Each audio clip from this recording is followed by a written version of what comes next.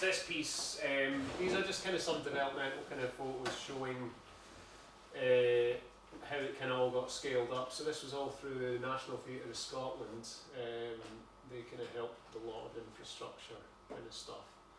And when we were talking about QLab with the stereo version and things, we had to have the full Luna. So being able to use surround sound and feeding out multiple HD videos, video outputs.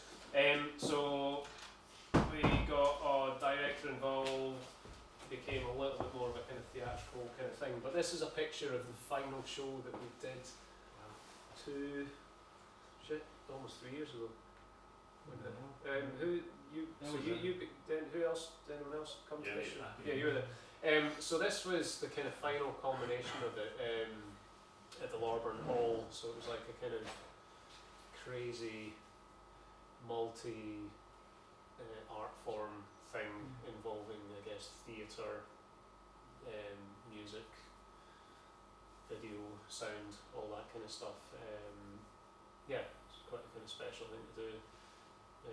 Finding it very hard to get it back out there because of the technicalities of it and the cost involved. Although, saying that, I don't know if any of you were at Celtic Connections this year and saw when fish begin to crawl. Put into VR, that's probably bad, is it? Put in VR. You know what? I've kind of had chats about it, but in order to kind of do that, it's like a lot of money to kind of get it to that kind of point. Yeah. But yeah, I don't know. I do have hopes to kind of get it back out there. But yeah, Jim Sutherland, you know Jim Sutherland, the composer. He did a thing at Celtic Connections this year with the RSNO, which was an environmental show with a massive big fucking triptych on it. And I've been trying to get at Donald Shaw for the last few years about this, and probably he's been sitting on the fence with Jim Sutherland's thing. Anyway, this one's got theatre and some lovely wooden benches, which this doesn't. And it's probably cost a fraction of it. Anyway, so yeah, a really, really lovely thing to kind of combine all these different aspects that have been so kind of important over the last few years. Yes, that's Yvonne Strang, who is a BSL interpreter. So through all my stuff with Paragon and Drake Music, I want work to be as accessible as possible, I think, and what we wanted with this show was something that really integrated that, and very often in kind of theatre pieces or shows, it's a bit of a kind of token thing, we're going to do a BSL friendly kind of thing, and you've got an interpreter in the corner over there with a bright spotlight on them, and they're just doing it, and it's got no bearing on it, whereas actually Yvonne was amazing because she was really keen to get involved and be part of the performance, so that was a really, really lovely thing to kind of do. So she was playing the part of one of the Norwegian ladies that was interviewing that thought it was mental. So blah blah blah. What have we got here? This is just a wee bit of a kind of 10th of October. An idea that I'm hiding in a hide again.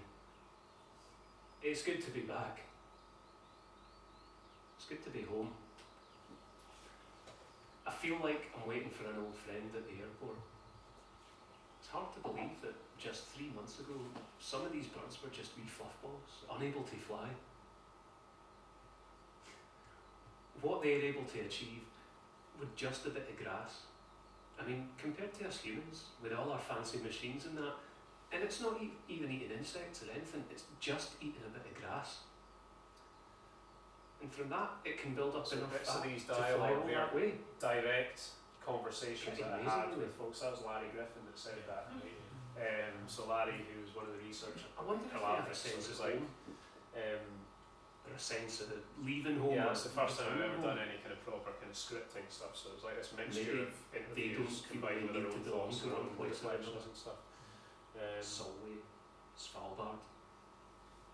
Doesn't really matter what it's called. they're just following the grass and trying to rear their young in safety.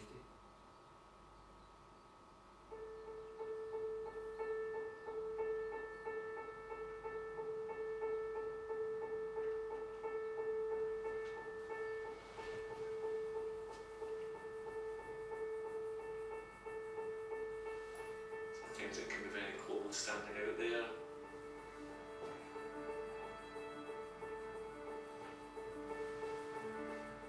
It's just got that huge area of wilderness, really.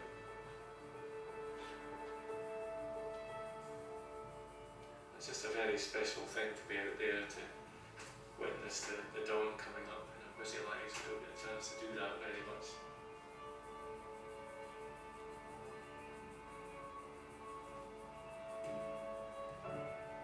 You sort of take it for granted a bit. You think, oh, maybe they won't come back this year. No, will they come back? You don't know for sure. There's so much we don't know. Well, there's so much I don't know, but that doesn't stop me enjoying. So they're all folk that worked or volunteered at the wetlands at the point of the This place, it always feels, when you're here in the summer, you know it's here for a reason, and then suddenly it all makes sense when you come back.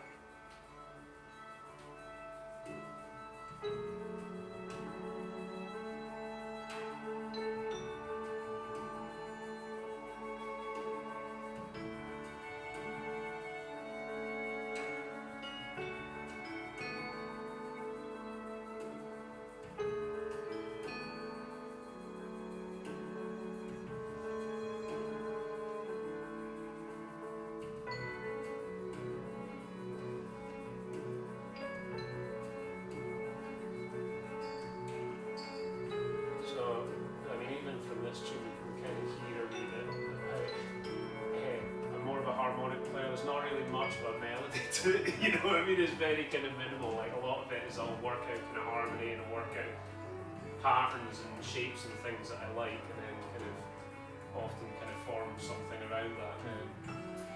No click tracks as well.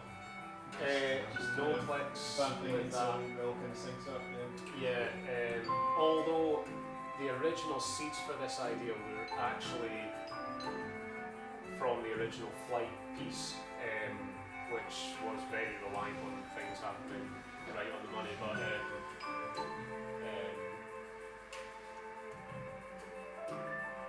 so this was a piece that was kind of originally fragmented out into multiple kind of things, and it got passed around the room. Anyway, it's quite nice having Fergus there. He's fucking the starlet of Scottish jazz these days, so it's like a bit of a coup getting him in. So this was one of the shots that didn't have a plane flying over at the same time. Anyway, blah blah blah. So that was kind of the end of that show. Is there a plan to kind of release that film as its own thing? I've got the full film of it, but it's kind of there's part of me that's kind of loath to do it. I mean, obviously, like I've got it, and I will like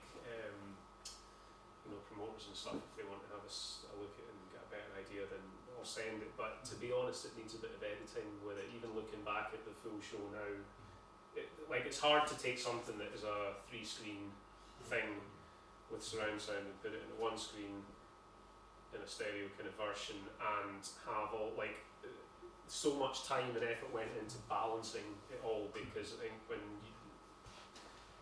you kind of put it on one wee thing, you're going to miss lots of other stuff. There was so much kind of thought went into when's this coming up on that screen, when's that coming up there, this is happening here, so we don't need that. So it's like it's hard to translate it into that. However, what we would like to do is actually spend the time doing the production to get a smaller scale version of it that is tourable, because one of the problems we've had with it is because just the infrastructure and stuff you need to be able to pull off a show like that, and I've learned quite a lot in that initially when we're doing it, it'd be amazing to do this, it'd be amazing to do that.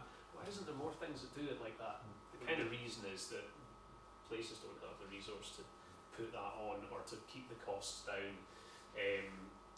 So for example, say like Pete Rennick at the Catstrand, who's like, I really want you to do the show, but I can't do that, can't afford that.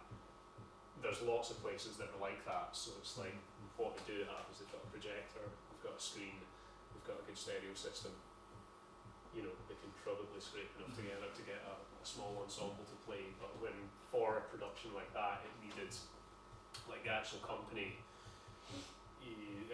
lighting, video, sound, ESL, 5 additional musicians. It starts to kind of get like quite a lot. We've not done anything yet, or we haven't even hired in the screens or the 3 matching projectors and the surround sound rig and stuff. So yes, there are plans to kind of downscale it. It also kind of it also kind of feels like a full stop, doesn't it, to kind of release it. I mean, this is how I feel in the classical world, but once you have like a kind of definitive version of it, and you kind of share it, you know, and stuff like that, it somehow maybe takes the kind of the possibility of doing it again away. I mean, would you feel the same? I think, I mean, there's part of me that I wouldn't want to.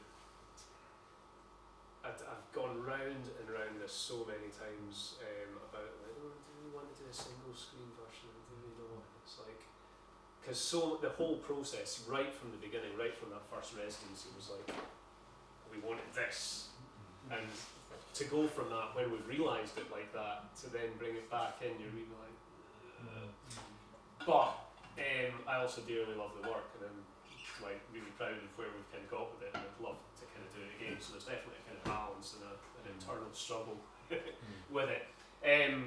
Anyway, so I guess part of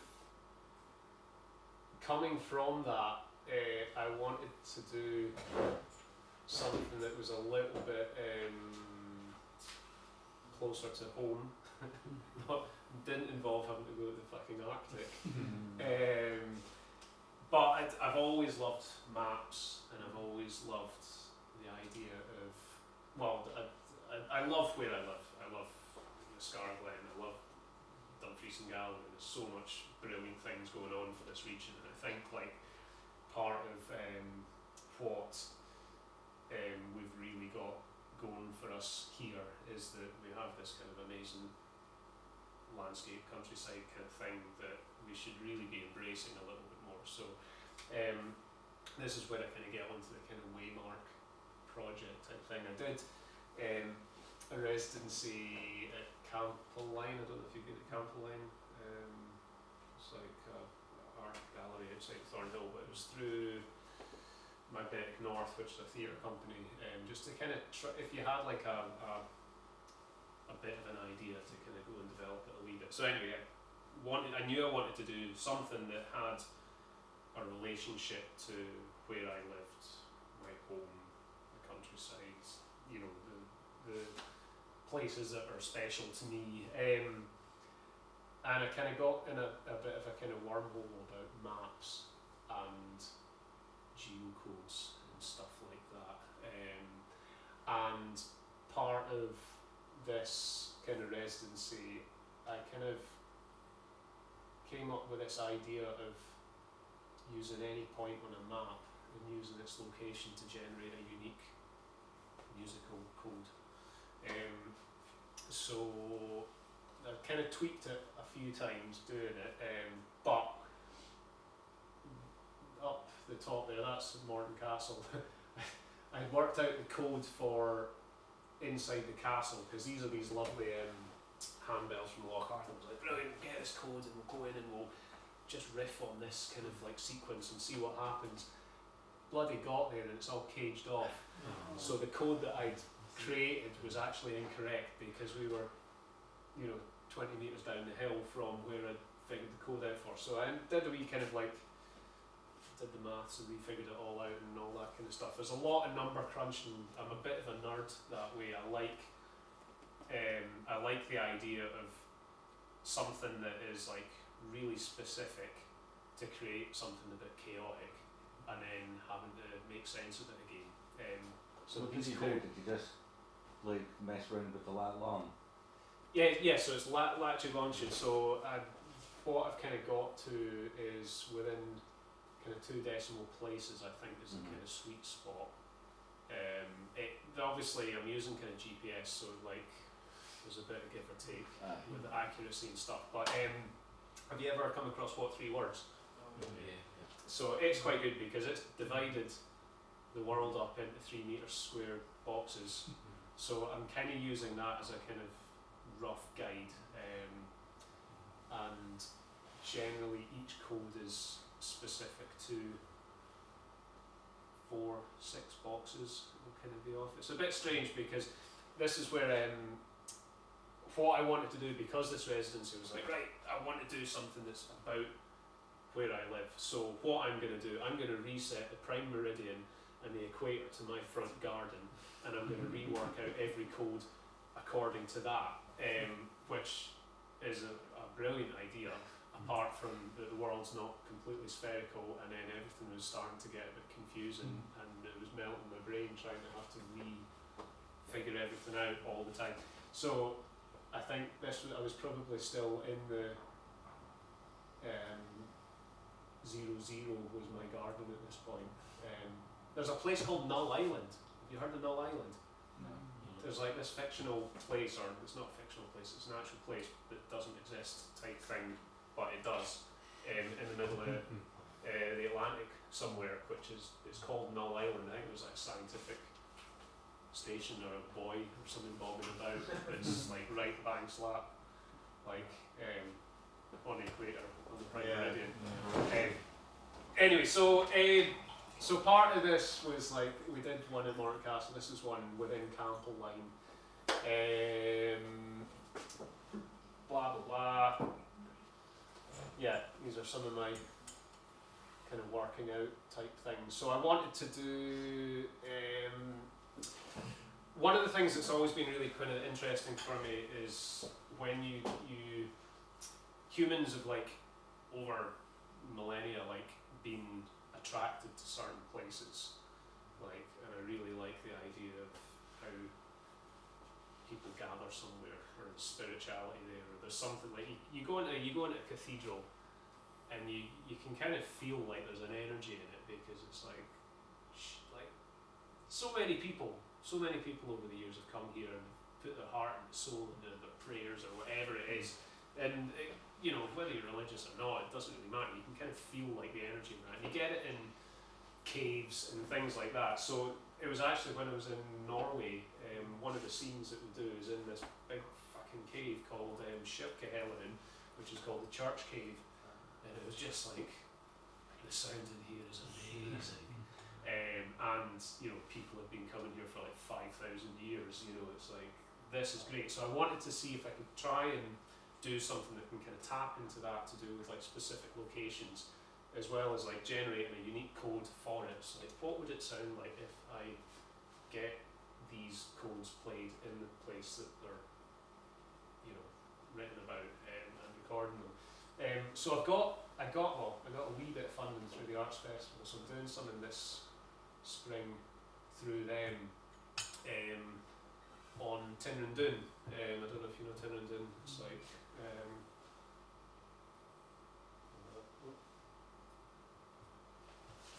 where is it? This is on the top of Tinrindun. There's a sign for it, but it's like, it's a flat topped hill. There used to be an Iron Age fort. There was another one. I think there was like, I can't remember what year it was, but there was a whole kind of beacon series across Solway. Like, Wardlaw Hill's another one. So like, I spent a lot of time up at Wardlaw Hill, but it's like, there's something about being up in these kind of spots, and you're like, you know, there's fucking loads of people that have probably been up in this spot just to kind of see what the crack is from up here. It's like quite cool to think about that. So I wanted to kind of tap into that. So Tinrindun is like, just, you know, I can be up in like 20 minutes from my house kind of thing, and it kind of like, it's not particularly high or anything, it's just like, it's just a really cool hill that gives you quite a nice kind of view over, you know, the kind of stomping grounds really. I grew up in the area, and it's like, it's quite an important area for me, so it kind of feels like quite a good starting point for this kind of first waymark that I'm going to do, because one of the other things I really like is this idea of journeying, and I've been tapping on it a lot with all the kind of bird migration, people migration stuff, but the idea that people will kind of be keeping an eye out for waymarks, whether it's like a megalithic rock or an ancient Christian cross or something like that, or like there's a lot of pilgrim trail chat. So what I'd quite like to do is recreate like some kind of routeway across Dumfries and Galloway, perhaps exploring some of these kind of sites that have some kind of somewhere where people have gathered or is kind of drawing people to them. So Tinnerdoon is the first one, which I thought would be a great idea, but it's turning out to be a bit of a pain in the ass. Because I don't know if any of you have ever tried recording anything on the top of a hill. Do you like the sound of wind? It's very windy. So this does quite a good job. But part of the thing is I'd really love to get some musicians up the hill to play these kind of things, but that's proven a little bit challenging, because trying to do anything outdoors in Scotland is a bit stressful at the best of times anyway, and like getting good players and getting it in their diary and being like, yes, brilliant, you can come up to Tinnerdoon on Friday the 12th of May, excellent, and it's going to be pissing down the rain and you've wasted everyone's time. So I've kind of had to maybe adapt it a little bit. So I've kind of resorted back to my trusty mini rigs and the kind of go button thing. Like I sampled let's see. Is this a silly question? What's a mini rig? A mini rig. Actually, don't know. What is a mini rig? It's just a wee speaker. It's just a wee portable Bluetooth speaker kind of thing. But because I use these for flight, I've got them falling out of my bags. I use them for teaching a lot. So a lot of the kids I work with, for example, might be deaf and they'll be working with an iPad. So I'll give them one of these speakers and they can kind of sit it on their their chest or whatever. So when they play the iPad, they're actually getting a little bit of it.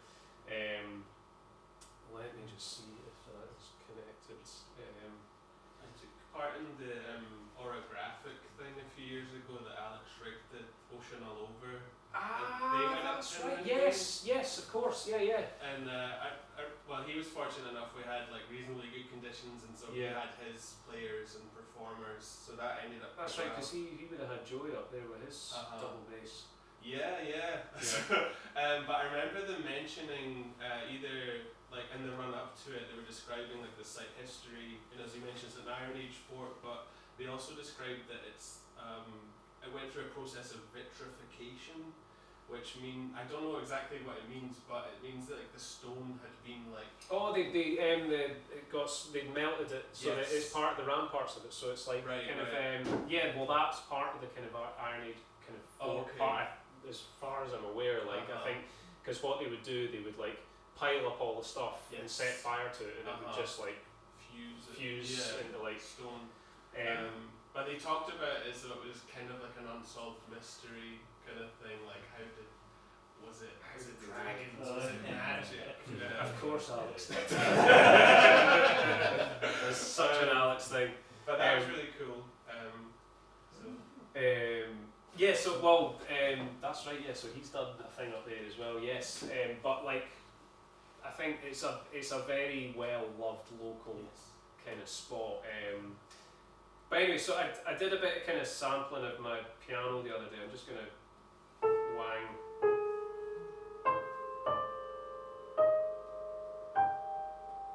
So that was me just using Go Button. What I've done with these files is I've kind of made them a certain length, and they'll just kind of loop a certain amount of times that I can kind of pre-plan. So what I've been doing lately, I'll stop that now, is the new plan is to take one of these up the hill, record it, play one of these pieces, and then bring it back to the studio and then add to it. But what I quite like is how the way that I've kind of set it up you initially play it in as you kind of want to hear it, but because of the way that the files are, the lengths of them and the looping times alter, so you end up with, it's like you have a starting point and then kind of beyond that it kind of just does its own thing and then it'll kind of stop. But I'm kind of enjoying refeeding that back into the computer and generating a score from it. So yes, that sounds almost a bit, well, maybe I've picked up the wrong end of that, but it reminded me of Alvin Lucier. He did this experiment. I'm sitting in a room where he recorded himself like reading a set. and is it just, it goes a tiny bit out? Well, what he does is like he records himself reading the script and then he records the playback, and he does this over and over again, and by the end of the process all you hear are the sympathetic frequencies of the room. His voice is completely absent, but all you hear is like so it's like if you're taking like something pre-recorded and then recording it again in situ, right, and then recording playback of that again in situ, it's almost as though, well, it might just end up being wind.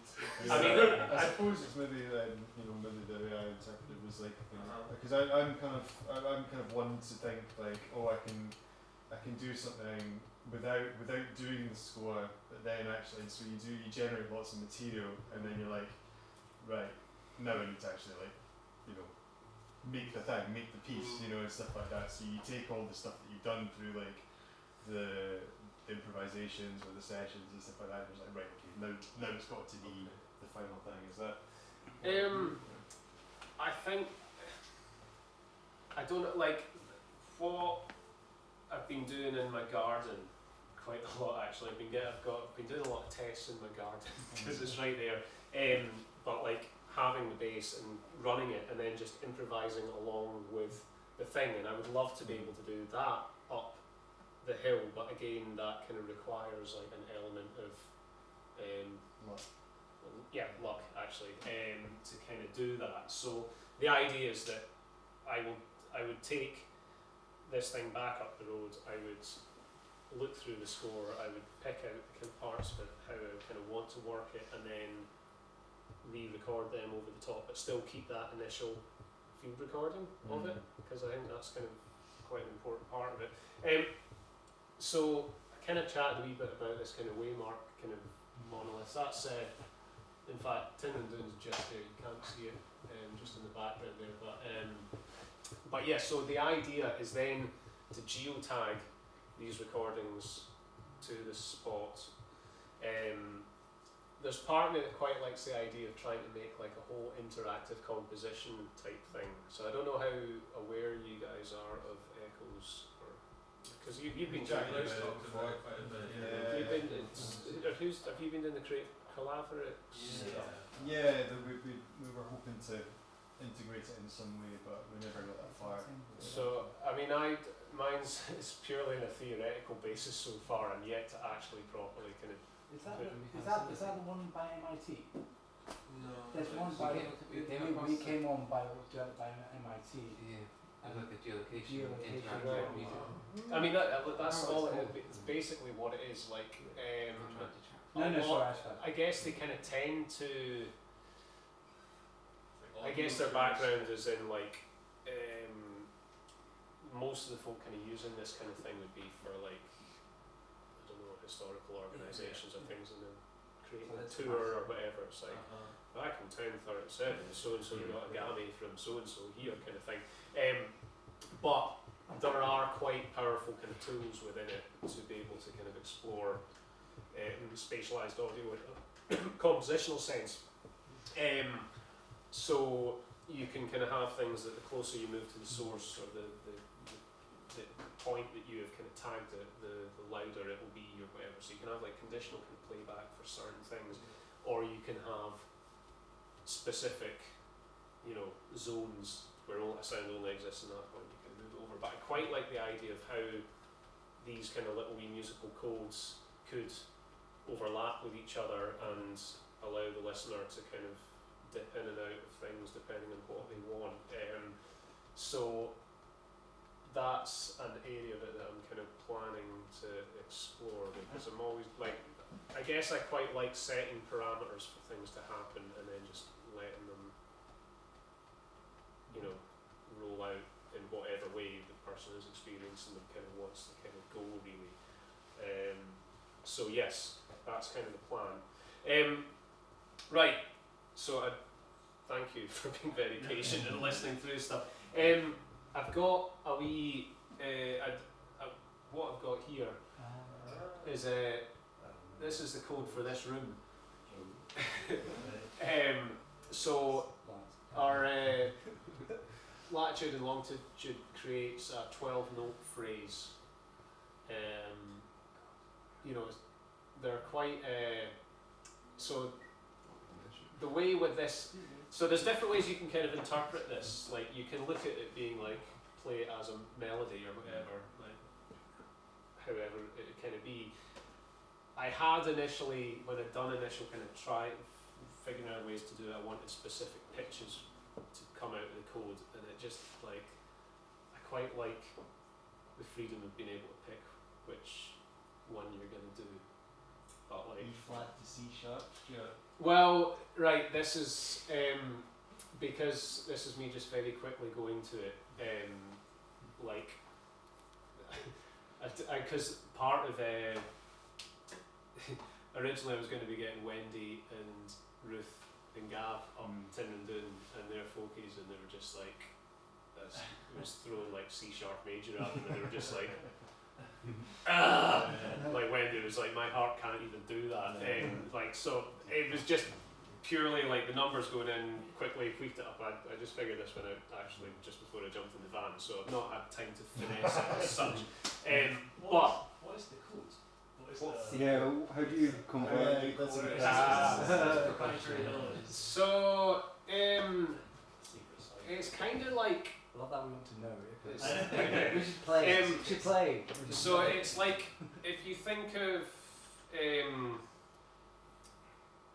the world kind of divided up into kind of fractions and stuff, it gets a bit confusing because it's like you're combining minutes with decimal kind of stuff. Yeah, and all I sorts get of things. How are you turning like just a raw number into a note? A raw number into a note. Yeah, so if you so for example, I've taken the equator as C. Right. So boom, C, and you move up to whatever next kind of thing. So like, next leg on the map. you know, going from the South Pole to the North Pole, you will have 12 notes, that kind of thing, and then round the other way. So it's quite interesting because like the closer to the equator you go, the bigger the areas kind of are, and like when you go up in the northern hemisphere, actually we're kind of like in these kind of little wee segments like that. So there's more variation between things. That's just the way it goes. I mean, this is where it starts to kind of, when it was this idea of like putting the 0 point in putting your garden. 0 point in my garden. It was like, in theory, it was, oh, this will be brilliant, and it makes sounds sense. good It makes so much sense. Aye. And then it just, I tried working things out, and I took like, well, how would it work out if I was in Svalbard then? What would the code be? And it's like, of course, the code would then be on the other side of the. Oh yeah, yeah. Have you put into ChatGPT yet? Eh? You put into ChatGPT. You know what? I would put it. I've not. I've kind of. I'm pretty clean of ChatGPT to be honest. Like, and I'm kind of like. Yeah.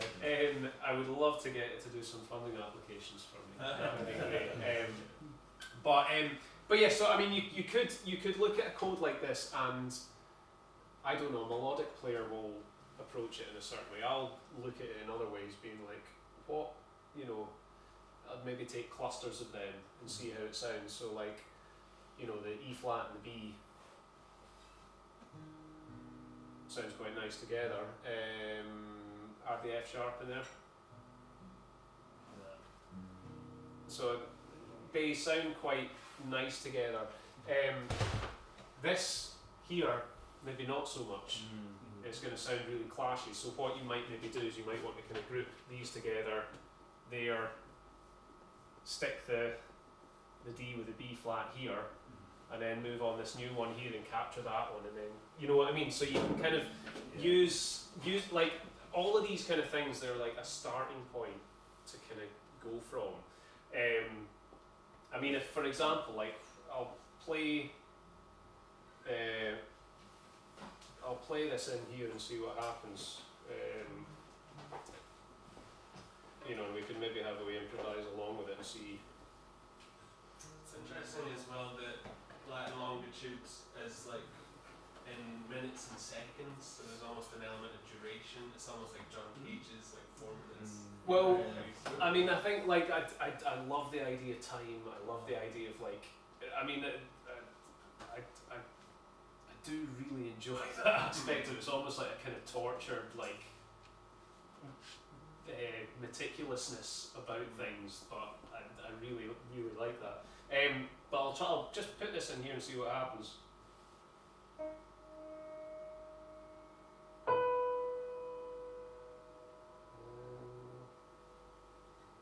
Maybe go a low B this time.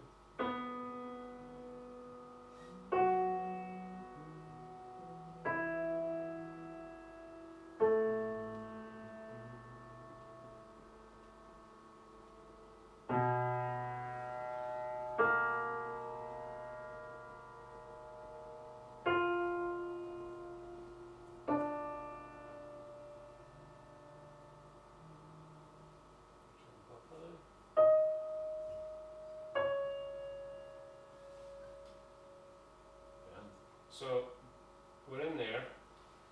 These are going to loop. I'm trying to think. There might be like a half-second variation between each sample. That'd be fine too. But like already, something's come round sooner than it was in the initial kind of phrase. But I quite. So I mean, you could take that kind of melody that's in, and I could just sequence myself through these kind of notes.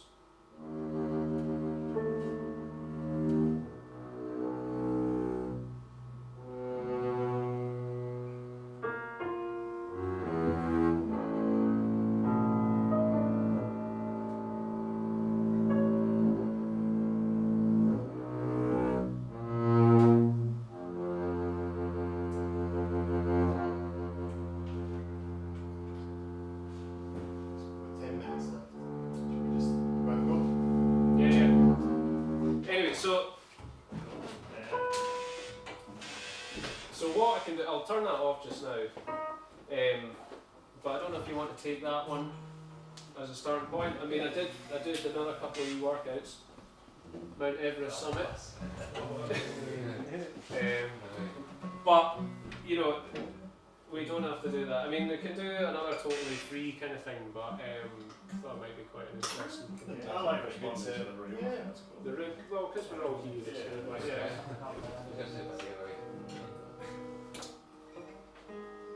I'll try and get a wolf note in there and I like howl a bit. It'll be quite dissonant, so you can either take the challenge of trying to resolve it or drown me out. You know, so the choice is yours. Dissonance is welcome. I can guarantee that. With the room shaking, we quite over it. The one way to fight it. Yeah, exactly.